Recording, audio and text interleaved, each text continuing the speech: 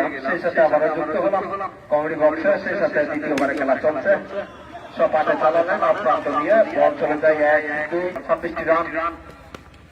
দুটো সপ্তম মানে ফলটা আসা বল ছিল, কিন্তু লক্ষ্য বহুবার চলছে। সপাটে হাতে এবং টানবেন অঞ্চল দিয়ে 4টি রানের জন্য। সপাটে বলতে না বলতে সেই সাথে